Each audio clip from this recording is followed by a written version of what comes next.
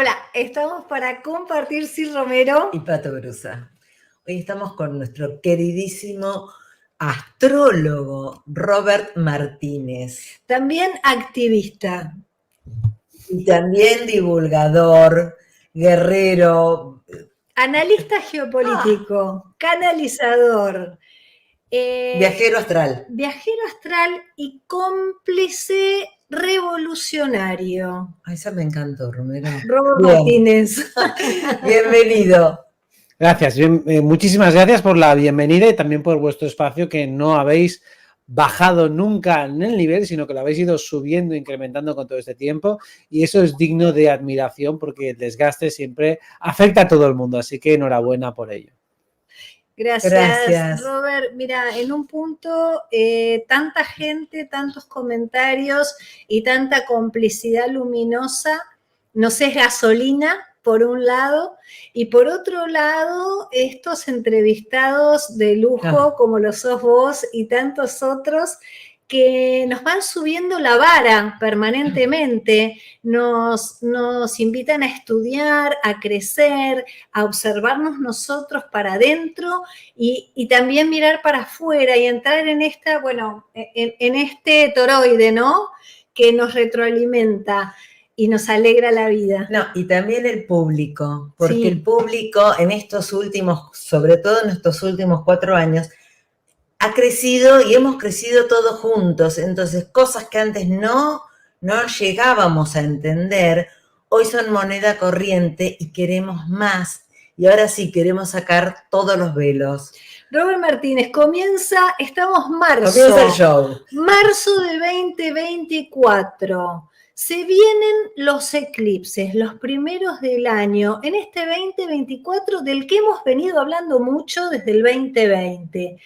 ¿Cuál es tu mirada, no solo como astrólogo, en este gran combo en el que te venís convirtiendo? ¿Qué es lo que vas percibiendo? El próximo eclipse se da en Aries, el más fuerte será el día 8 de abril, y vamos a parafrasear algo de los malos, que es el gran reset.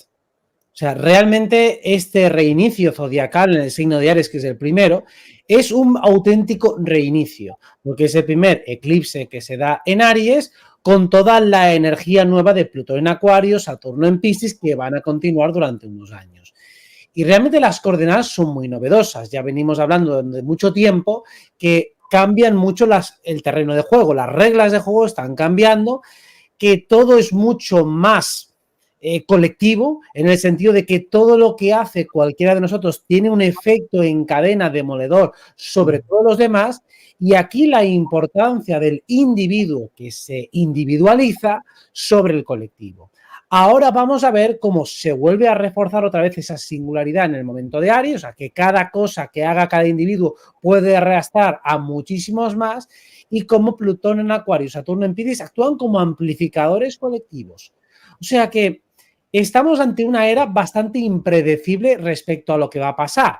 O sea, este inicio de este abril es el momento clímax del año. El momento a partir del cual van a empezar a pasar cosas, a surgir nuevas coordenadas, y de ahí vamos a poder deducir el resto.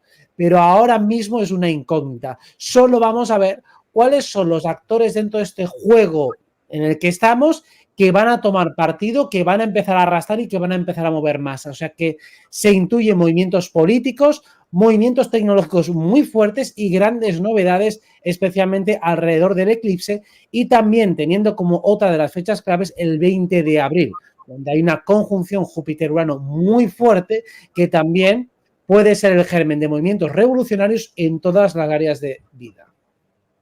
Robert, hablando de las computadoras cuánticas, de la inteligencia artificial, donde la humanidad ha depositado todos los conocimientos científicos, y esta inteligencia artificial nos responde con algoritmos, con geometría. Escuché por ahí que se empieza a aparecer, es como tener a Metatron aquí instalado. ¿Qué hacemos con eso? ¿Qué hacemos con toda esa información? ¿Viene a ser un dios metido acá? utilizarlo a nuestro favor. Esto es un poco como hace muchos años, cuando empezaron a salir los primeros softwares para calcular cartas natales en astrología. A una persona decían, ostras, no, es mejor calcularlos a mano, porque mientras lo calculas a mano y estás 8 horas calculando a mano, pues ya te va entrando la intuición. Digo, bueno, pues mejor calcularlo directamente, rápidamente y entrar rápidamente por faena. Para mí es exactamente lo mismo que fue Internet, lo mismo que ha sido cualquier tecnología, y nos obliga a dar un salto de calidad.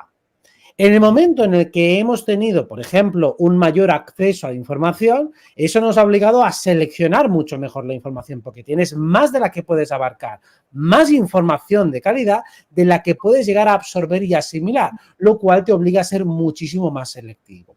La inteligencia artificial te tiene que ayudar a rentabilizar y optimizar procesos que se pueden hacer de manera mecánicos. Si yo tengo una base mecánica, entonces puedo ser creativo a partir de lo que la inteligencia artificial me da. Entonces, utilizo esa base como sustento a partir del cual empiezo a construir algo más. No sirve simplemente para reemplazar procesos creativos, sino para agilizar algunos procesos mecánicos y entonces plasmar toda nuestra creatividad e inteligencia a partir de ella. Entonces, el que no lo utilice a su favor, peor para él, porque realmente es una herramienta técnica que te limpia o te ahorra tiempo en tareas mecánicas. Entonces vamos a utilizarla y sí, es una especie de Metatron porque te permite sintetizar muchísima información en muy poco tiempo y si eres inteligente la utilizarás a tu favor. Robert, el otro día estuve hablando con Milly Ley y me dice, le digo, ¿qué pregunta le harías a Robert? Entonces me dice, ¿cuál es la herramienta que él considera apropiada en estos tiempos que corren? Sobre todo viendo que se vienen estos eclipses y esto relacional que se ve afectado. ¿Qué herramienta, desde dónde hacer esa base sólida con este año que está arrancando, ¿no? Desde lo astrológico.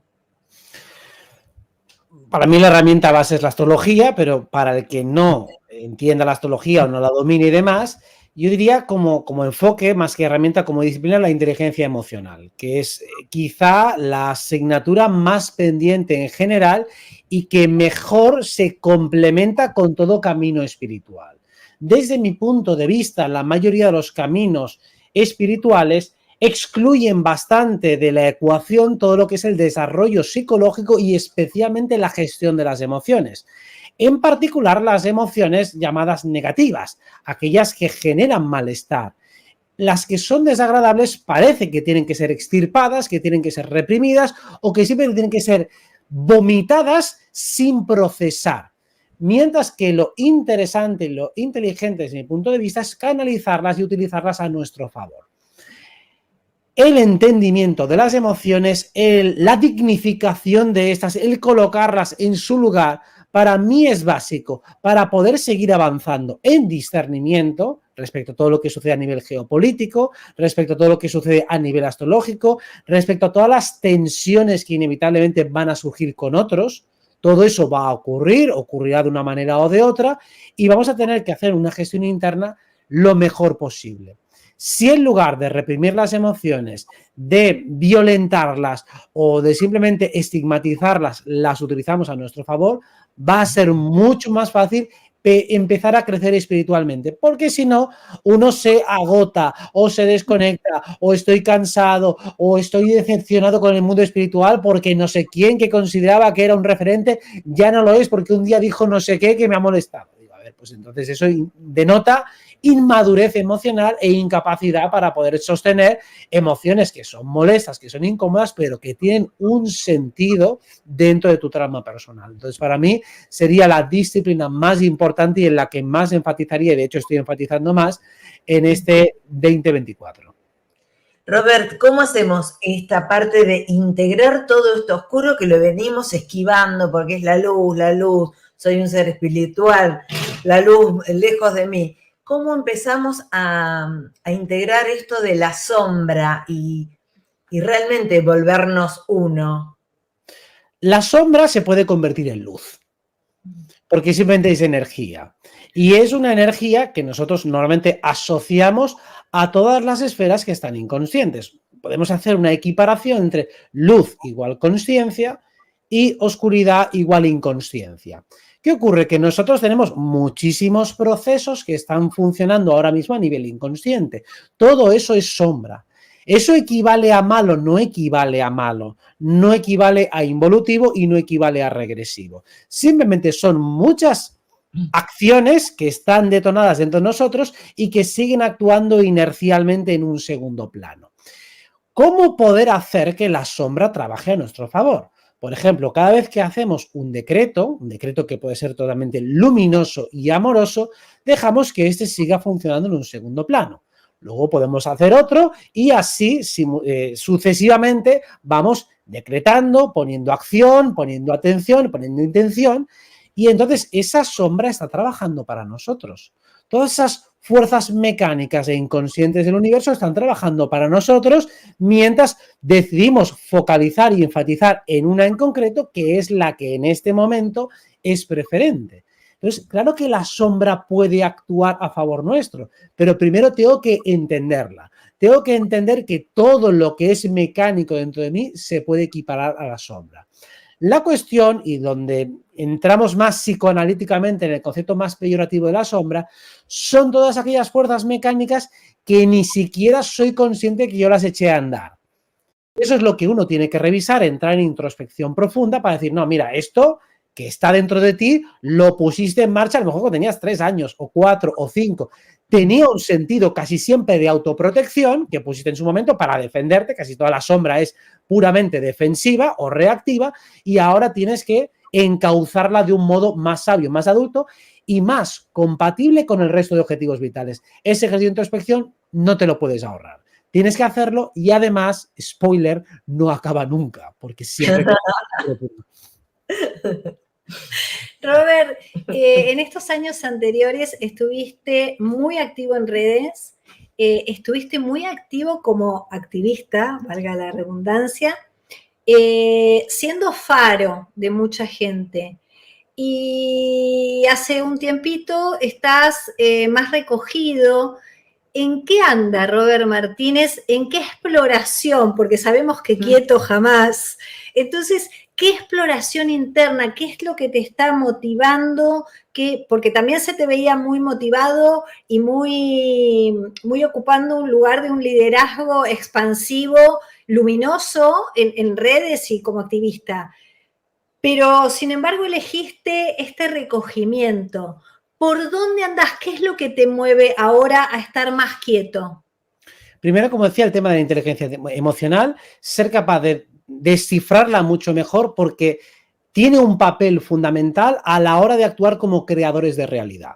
Cuando nosotros actuamos como creadores, como proyectores holográficos de lo que es esta realidad que finalmente se manifiesta, el entendimiento del mundo interno es fundamental para amplificar el resultado, para que éste se parezca mucho más a lo que está dentro. Entonces es necesario muchas veces desordenar lo que está dentro para comprender los mecanismos. Uno tiene que ponerse a prueba, tiene que tensarse, tiene que retarse para ver cómo se desordena y luego ser capaz de recuperar la armonía una vez que ésta se ha deshecho. Es como deshaz las piezas del puzzle y vuelve a construirlo. Digo, vale, no basta simplemente con tener el puzzle ya hecho y no lo toques, que luego no sabrías cómo reordenarlo. De ahí la importancia de ir poniéndose a prueba constantemente.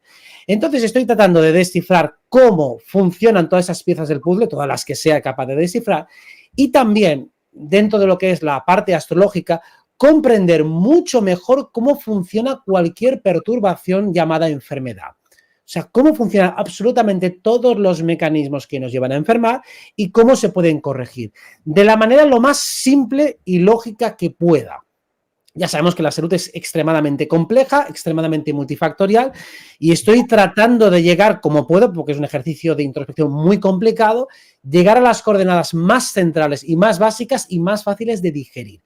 Claro, eso no puedo hacerlo, compatibilizarlo con un activismo hacia afuera, con muchos directos diarios, porque es que no tengo tiempo para poder hacer ese ejercicio de pensar y razonar, porque además consume mucha energía. O sea, que puedo estar a lo mejor 3 horas en meditación tratando de analizar y poner conceptos, depurarlos, y a lo mejor esas 3 horas no he llegado a nada concluyente, digo, pero algo avanzado. Entonces eso requiere tiempo, y por revolución solar y también por tema de que considero que el activismo hacia afuera ya hay gente que lo está haciendo mejor que yo, me quedo tranquilo dejando en buenas manos el hecho y esa representación, más en la calle o más en otros lugares, de gente de la que me fío mucho y sé que lo va a hacer también o mucho mejor que yo.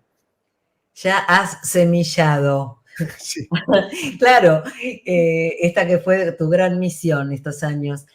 Y hablando de semillas, Robert, digo, si somos semillas estelares y hablamos también de razas, ¿no? De estas razas que venimos a encarnar estos cuerpitos humanos o, no sé, o trajecitos, ¿nos favorece o nos facilita saber cuál es nuestro origen estelar para ver cuál es el propósito o la misión que venimos a cumplir a esta encarnación? Algo te puede ayudar siempre que llegues, sobre todo mediante tu propio ejercicio de canalización. Si te lo dice otra persona, se va a quedar en un contenido mental, e incluso puede ser que la otra persona se equivoque, es decir, que tampoco deberías tomarlo como absoluta certeza, porque va a pasar muchas veces que varias personas te aseguran que tú eres un ser distinto. Uno te dice que eres pleiadiano, otro digo, yo estoy seguro que tú eres no sé cuánto, y yo te vi no sé qué vida. Digo, ya, sí. Claro, pues evidentemente, o bien he tenido muchas razas o cada uno lo está viendo desde su ángulo, que también podría ser. En todo caso, si uno llega desde un propio ejercicio de autoentendimiento, acaba tirando hacia la mónada original y descubre cuáles son sus cualidades de raza, que yo creo que aunque ni siquiera le puedas poner nombre, uno puede llegar a intuir qué tipo de ser es, aunque solo sea por analogía, por fractalidad, por resonancia, o yo me identifico, yo qué sé, con un dragón o con un hada o con un gigante, con lo que sea, digo, bueno, pues es que seguramente por identificación, por resonancia, ya puedes entender cuál es el molde original del cual provienes o cuanto menos un molde dominante. Ponerle nombre, pleiadiano, arturiano, si no sabes tampoco lo que significa pleiadiano o arturiano, ¿de qué te sirve? O sea, si hiciéramos una pregunta de examen en plan sociología espiritual, diferencias fundamentales entre pleiadianos, arturianos y sirianos, por la mayoría de la gente suspendería. Y explícame los atributos diferenciales de cada una de las razas, los tonos vibratorios de cada uno de ellas, nivel evolutivo, también, claro, las diferencias naturales entre individuos, como si yo soy humano, digo, bueno, ¿y qué diferencia hay entre un humano y otro escogidos al azar? Pues muchísimas. Pues de ahí que conocerlo te puede servir de algo si además comprendes qué tipo de carácter es aquel más esencial que mora en ti. O sea, aquel que es más ajeno al condicionamiento cultural que tú has recibido. O sea, cuál es la matriz de tu ser y aquella que está mejor imbricada con el avatar que estás encarnando aquí ahora. Si eso conectas, es el faro de luz que te puede ayudar a comprender mucho mejor por qué estás aquí y para qué estás aquí. Robert, se viene hablando del 2026 como un momento de elevación de frecuencia vibracional, como un momento de luz. Estamos en tránsito. ¿Cómo vamos? ¿Vamos de acuerdo al plan? Hay que apurarse un poquito, vamos demorados, estamos con ventaja. ¿Cómo vamos de acá a eso que estamos creando en un punto? Uno de los puntos principales para saber cómo vamos va a ser este mes de mayo, entre la transición entre mayo y junio. O sea, ese ínterin más o menos, últimas semanas de mayo y primeras de junio, ese mes más o menos entre el 15 y el 15. Ese es el momento mejor para calibrar cómo vamos, porque es uno de los instantes de fractalidad más parecido a lo que va a ser la gran configuración de 2026. O sea que ahí ya las semillas que plantemos van a darnos una idea de cómo vamos. Ahora es difícil valorarlo. Yo diría que vamos razonablemente bien, por lo menos en lo que concierne al crecimiento espiritual promedio. No tanto cuando uno empieza a mirar indicadores macroeconómicos y la inflación y demás, y a ver, es que no, eso no son indicadores válidos para medir la prosperidad y el crecimiento espiritual de la sociedad. O simplemente vas a buscar los individuos más anodinos y desconectados, los que están más enchufados a la Matrix, tampoco te sirve para hacer un calibraje de cómo está. Aquí, sobre todo, hay que escoger y mirar a el grueso, el 10-15% de la población que ya está claramente comprometida con su camino y ver cuáles son los pasos y escalones que están dando cada uno de ellos. Es ahí donde se puede medir el progreso. El otro 80-85% de la población no sirve para medirlo. E incluso en ese, si acaso, habría que mirar a los que están un poquito más abiertos, los que están un poquito más despiertos para empezar a medir. Claro, si uno mira el grueso de la población, es que dice, esto estamos peor que nunca. Digo, bueno, porque hay muchos que realmente están más dormidos que nunca, por razones que ni siquiera podemos llegar a mencionar, pero que son fisiológicas. Y de ahí que entendamos que tenemos que aprender a escoger los buenos indicadores de medición para poder hacer un calibraje. Y es muy fácil que nos fijemos solo en la anécdota personal, que hoy fui al banco y la gente estaba muy tonta. Digo, a ver, eso no te sirve para medir nada.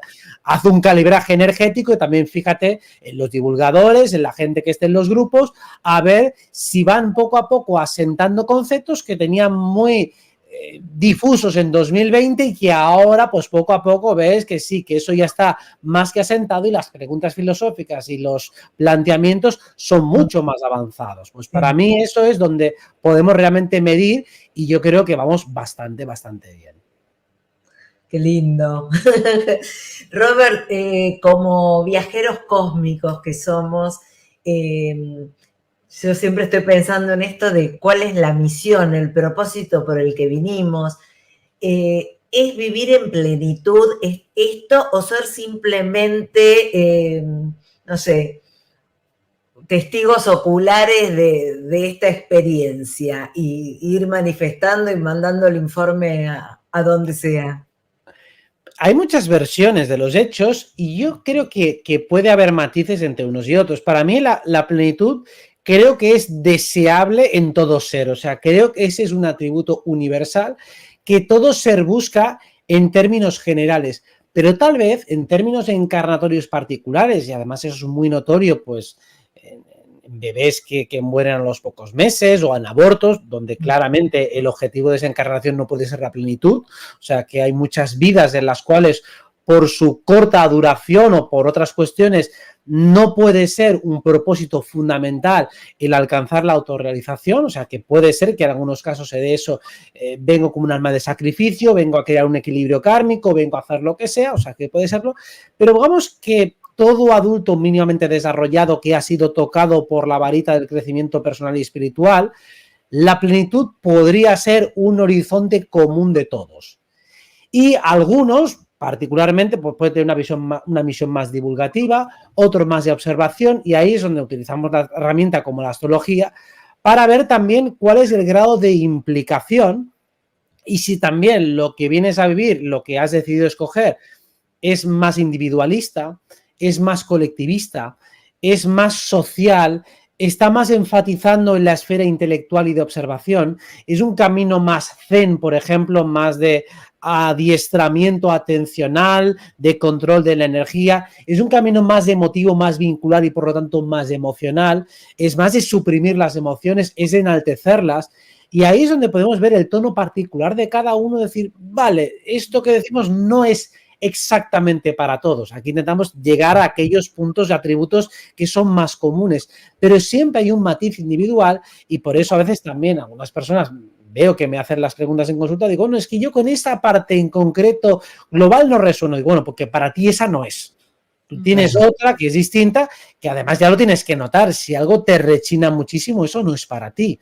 Lo que pasa es que a veces por simplificar hablamos de algo que tiene que ver con todos. Por ejemplo, si hablamos de la quinta dimensión, hablamos del corazón. Aunque no tenga una misión muy, muy intelectual, la particularidad de conectar con el corazón de la quinta dimensión, eso es para todos. Solo que unos más que otros.